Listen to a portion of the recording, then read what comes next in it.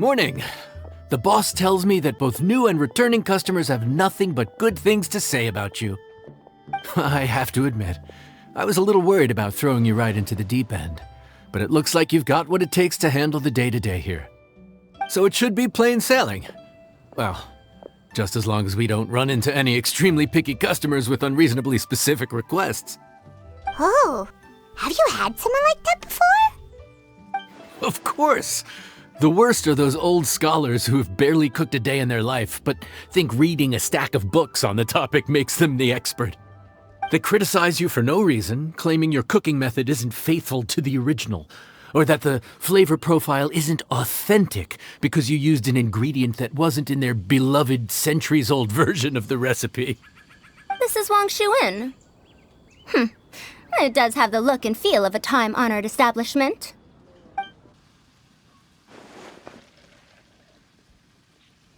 Oh, innkeeper!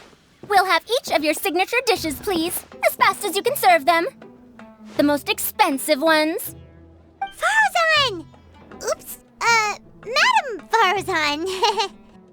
Oh my! Traveler, Paimon, whatever are you doing here?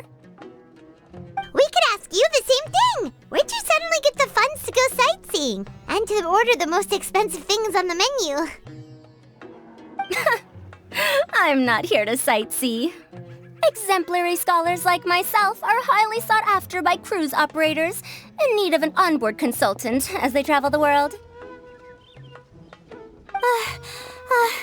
Madam Farazan, please, slow down. None of us slept last night. How come Madam Farazan still has so much energy? If she's really over 100 years old, I don't understand how she keeps going. It's all my fault. She's been like this ever since I told her I'd be paying the expenses. Layla! And Dory? Huh. Never would have bet on this combination.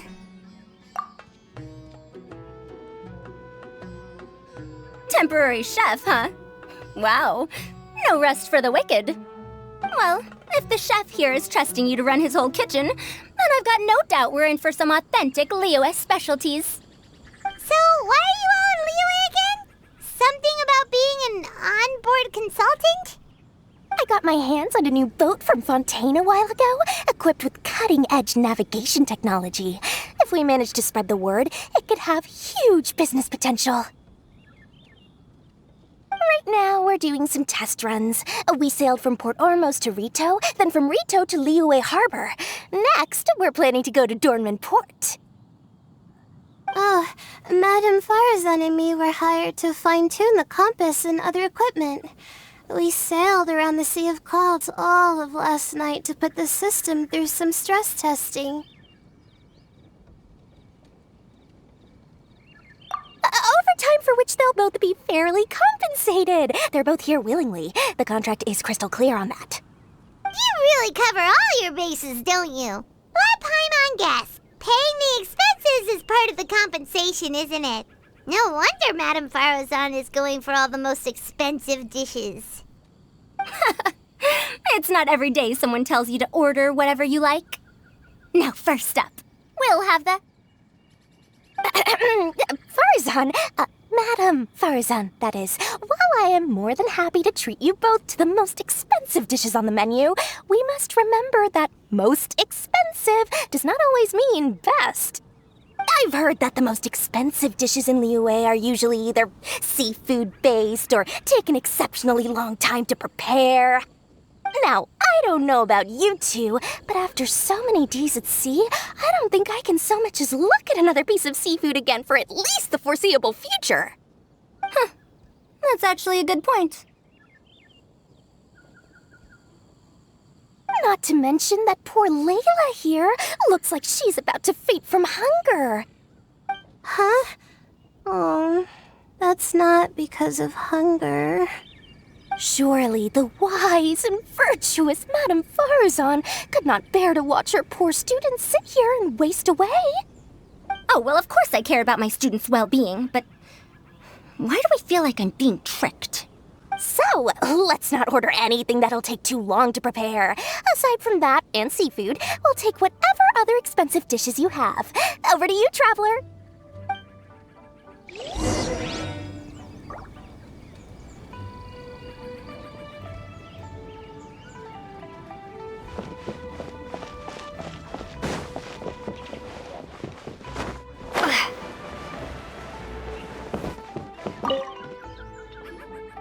So, expensive, but no seafood, and nothing that takes too long to cook. That rules out pretty much our entire menu. Do these people get a kick out of being impossible to please? Ugh, that Dory! Is she doing this on purpose? This isn't Lioli Pavilion or Xinhua Kiosk. This is Wangshu Inn. We don't stock up on rare and exotic ingredients. We only get them in if someone puts in a special reservation. Well, if we're stuck with regular ingredients and we're on a time limit, there's only one way to bump up the price. And that's by cooking a dish that uses the chef's expertise and creativity to the fullest. As it happens, I know a recipe for something called trembling strings and rushing reeds. It can be whipped up quickly with what we already have in the kitchen. One plate usually goes for 30,000 mora. 30,000? But if it's quick to make and isn't fancy, what exactly makes it so special? Quick doesn't have to mean quick and easy. To perfect this dish, you need expert knife work and very precise control over the heat. You have to finely slice several different types of meat into fine threads, knead them together into strips, then gently stir-fry them in the pan. What you end up with is a whole variety of flavors that come through layer by layer. This dish is unique in offering a harmonious blend of multiple kinds of meat, all cooked to perfection, while still bursting with their own distinct flavors. Do it right, and you've got a culinary masterpiece in your hands.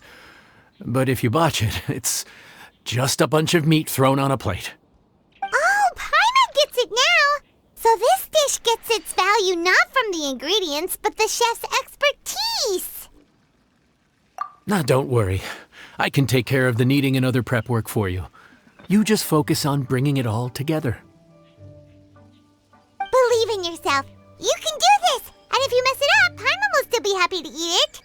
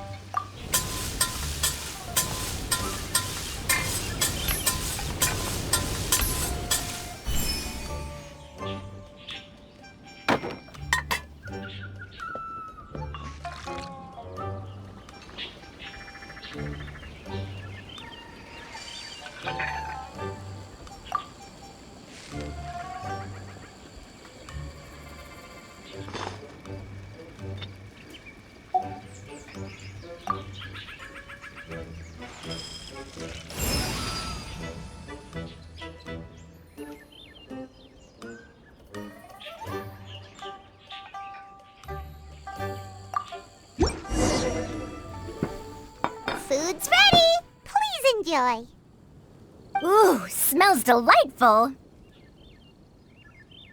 Oh, we meant to ask, have you two eaten breakfast yet? If not, why don't you join us at the table? Did Dory just offer us a free meal? When did she become so generous? Let's not forget that the biggest business deals are always settled over a meal. Come on, come on, come on, sit down and join us. Everyone, dig in. This dish looks simple enough, and I did my research, so surely it can't cost all that much. Worst case scenario, maybe 10,000 mora? This dish had better be worth working overtime all night for. Well, traveler, this is the moment of truth. Oh, so tired. So sleepy. I just want to eat up and get to bed. Is this foul? Oh, wait. No, the texture is more like shroom boar. There's a different flavor in every bite. And the discerning palate might detect a hint of something smoked, too. Quite marvelous. How is this made? Ham? But I don't see any ham anywhere. Oh. Haha! So you've noticed. Yep, every single strip is kneaded from several different kinds of meat. Paimon and Yanxiao put in a lot of effort to make it just right. So I'm not an expert or anything, but don't different meats have different cooking times? How is everything in this dish cooked to perfection? Well, you see, that's a trade secret.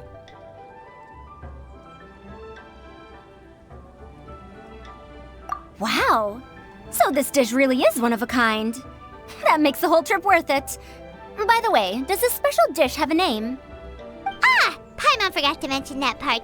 The dish is called Trembling Strings and Rushing Reeds, alluding to the way that the different threads of meat are woven together. And also, The complex layers of flavor, yes? Akin to the harmonies of a musical ensemble? The name, if I'm not mistaken, is a Liyue idiom that evokes a vigorous orchestral performance featuring both stringed and wind instruments playing together. Quite an apt name for this dish. how did you know all that? Every student has to master at least 20 languages before they graduate. Wait, is that not a requirement anymore? Huh? Oh, that used to be a thing? Oh, Paimon almost forgot that you're also from Haravatat.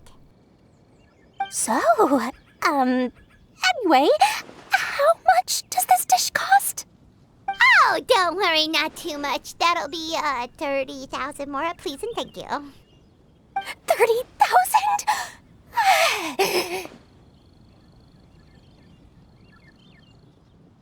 About that, Paimon, traveler, I merely invited you to join us at the table, did I not? I don't believe I committed to paying for you. So, perhaps we could split the bill accordingly? Oh, Paimon knew it was too good to be true. Yeah, as a famous merchant, you've got a reputation to uphold. But every single mora matters, you know? All right. I'll just consider that the cost of learning about this dish. Once I'm back in Sumeru, I'll be sure to find someone to help me recreate the dish. And then I'll make it all back.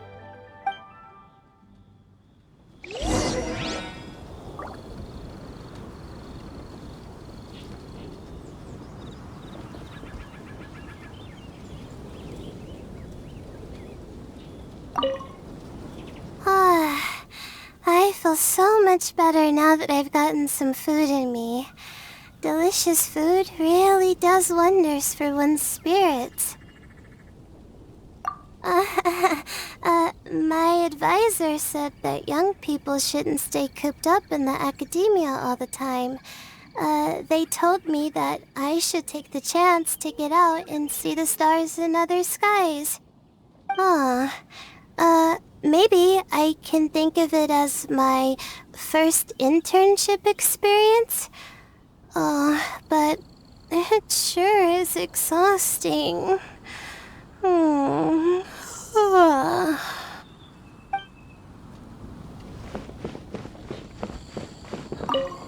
Now, how should I justify a high price tag for a dish without any fancy ingredients? Maybe start by giving it a fancy sounding name?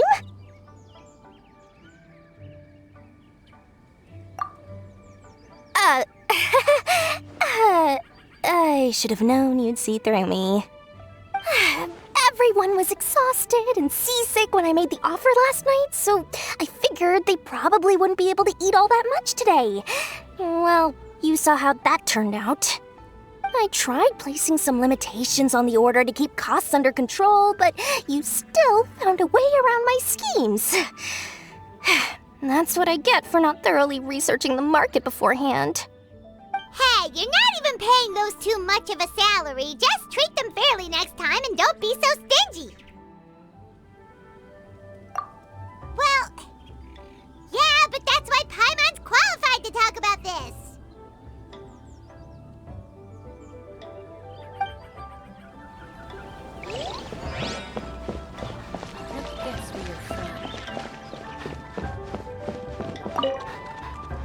Even though I didn't get to try Adeptus Temptation or Bamboo Shoot Soup, this trembling strings and rushing reeds was still quite impressive. Thank you for making it. Well, about that, even though newfangled contraptions are hardly my cup of tea, Dory's offer was quite enticing. She said that every time we stopped at a new harbor, I'd be free to go and pick out some ancient books at the market and bring them back to Sumeru. I couldn't resist an offer like that. So I offered to join for the lowest possible pay to undercut all my Kasharawar competitors.